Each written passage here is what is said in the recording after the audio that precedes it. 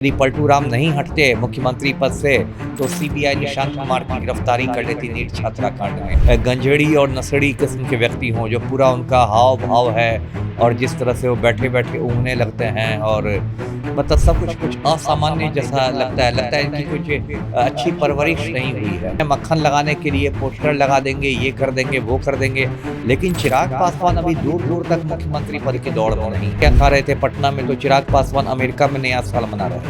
ये कौन अछूता है? निशांत कुमार क्या यदि पलटू राम के बेटे नहीं होते तो क्या बन जाते हैं? कल इन्होंने मतलब सदस्यता ली और एक हफ्ता के अंदर इनके डिप्टी सीएम बनने की चर्चा है। क्या डिप्टी सीएम बिहार का बनना इतना आसान है? कहते हैं ये पलटू राम और इनकी पार्टी जो है, ये लोग खुद को समाजवादी कहती है।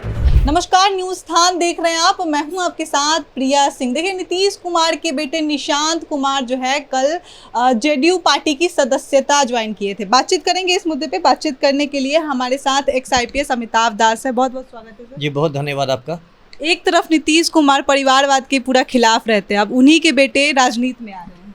देखिए कितनी बेशर्मी है पलटू राम की और कितने बड़े पाखंडी हैं पलटू राम, एक बार फिर हिंदुस्तान ने देख लिया है। ये नीतीश कुमार हमेशा परिवारवाद पर हमलावर रहते थे, राहुल गांधी को घेरते थे परिवारवाद पर, तेजस्वी यादव को घेरते थे परिवारवाद पर, और नीतीश कुमार के चमचे कहा करते थे कि देखिए नीतीश बाबू ने कभी अपने बेटे को आगे नहीं बढ़ाया, कभी निशांत कुमार को प्रमोट नहीं किया राजनीति में। मतलब बड़े बड़े डायलॉग मारे जाते थे। और देखिए जहां नीतीश कुमार की छुट्टी होने लगी सीएम की कुर्सी से, बस कल धूमधाम से बिल्कुल एक सामंती अंदाज में निशांत कुमार को पार्टी में शामिल कराया गया। मतलब बिल्कुल घोड़े, हाथी, ऊंट लग रहा था कि सिंह के भी कार्यकर्ता वही ना मैंने कहा, एक सामंती अंदाज में, जैसे पहले राजे महाराजाओं के समय में युवराज का राज तिलक होता था। तो ये लोग खुद को समाजवादी कहते हैं, ये पलटू राम और इनकी पार्टी जो है, ये लोग खुद को समाजवादी कहती है, लेकिन इन लोग की सोच जो है एकदम सामंती है। हाथी घोड़ा ऊंट के बीच लाए गए और निशांत कुमार को लाया गया, लेकिन निशांत कुमार को तो जिसने भी देखा सबको निराशा हुई है। वो बिल्कुल एक अजीब की स्थिति में लग रहे थे और चारों ओर यही चर्चा है पटना में कि ये तो बस ललन सिंह और संजय झा की कठपुतली बनकर काम करेंगे निशांत कुमार। हाँ, इनका अपना कोई वजूद नहीं है। मतलब एक पिछड़े वर्ग के नेता को आगे करके दो सवर्ण नेता जो बिहार के हैं, संजय झा और ललन सिंह, वो दोनों चलाएंगे।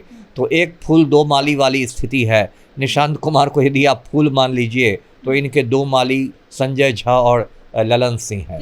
निशांत कुमार मुख्यमंत्री बन सकते हैं?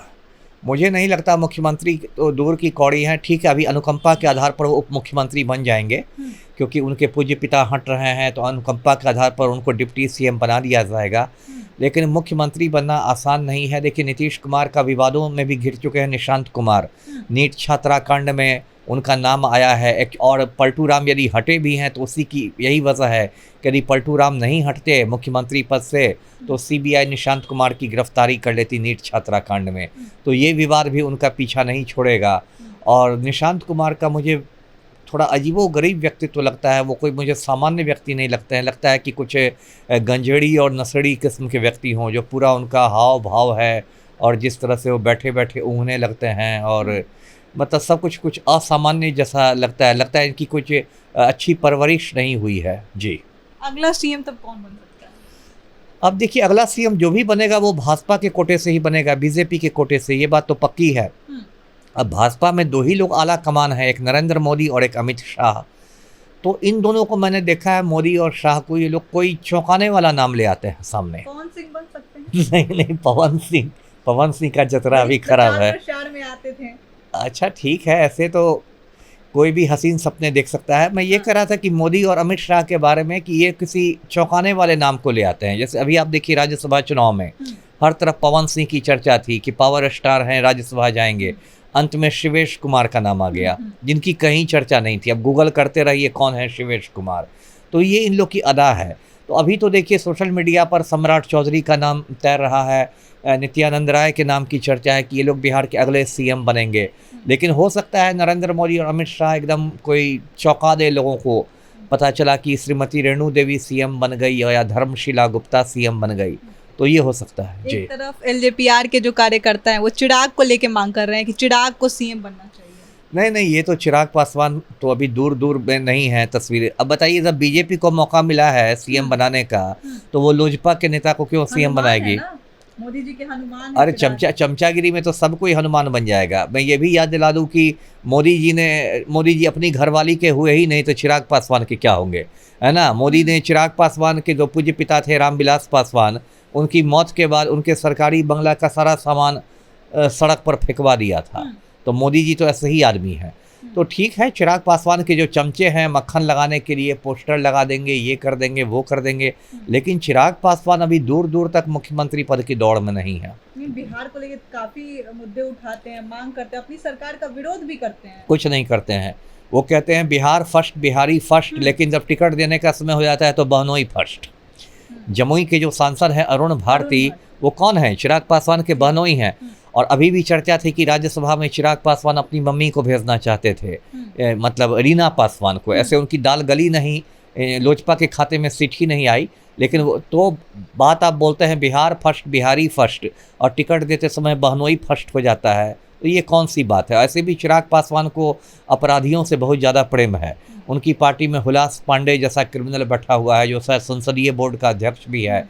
जो सिवान के दो गुंडे भाई हैं, रईस खान और अयूब खान, उनको पार्टी में शामिल कराने के लिए चिराग पासवान हेलीकॉप्टर से सिवान पहुंच गए। तो सिर्फ गुंडे मवालियों को लेके आप बिहार नहीं ना बदल सकते। एलजेपीआर में ही गुंडे मवाली है? नहीं नहीं, वो तो देखिए राजनीति का अपराधीकरण हो गया है।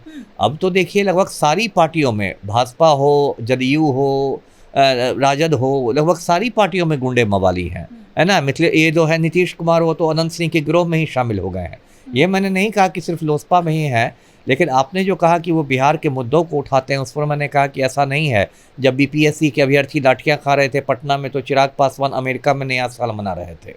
तो ये कोई बात नहीं है। ठीक है, उनको परिवारवाद की वजह से कुर्सी मिल गई है, वो अलग बात है, लेकिन बिहार के लिए वो कुछ नहीं सोचते हैं। लालू यादव को परिवारवाद के लिए काफी कहा जाता है कि तेजस्वी यादव, लालू यादव के बेटे नहीं होते तो राजनीति में नहीं आते। अब निशांत को लेकर वही ना कहा, इस हवा में सब नंगे हैं, सबका तो वही हाल है।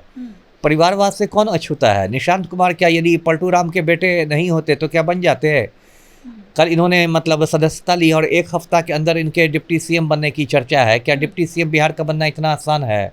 जो जदयू के समर्पित कार्यकर्ता हैं वो 20 साल से दरी बिछा रहे हैं और आगे की भी 20 साल तक दरी बिछाते रहेंगे, और उसमें कोई मुखिया भी नहीं बन पाएगा। और ये निशांत कुमार चूँकि पलटू राम के शहजादा हैं, सुशासन के शहजादा हैं, इसलिए इनको बिल्कुल मतलब थाली पर ये कुर्सी मिल जाएगी। बहुत हद तक अब हो गया है लोकतंत्र में तो परिवारवाद, भारतीय राजनीति में परिवारवाद तो एक सच्चाई है। मतलब यदि आप वामपंथी दलों को छोड़ दें, कम्युनिस्ट पार्टियों को, तो लगभग सारी पार्टियां परिवारवाद से प्रभावित हैं। बिहार में देखिए, जब कैबिनेट का शपथ हो रहा था तो अचानक उपेंद्र कुशवाहा के बेटे दीपक प्रकाश प्रकट हो गए। लोग गांधी मैदान में उनको पहचान भी नहीं रहे थे कि ये कौन सज्जन है।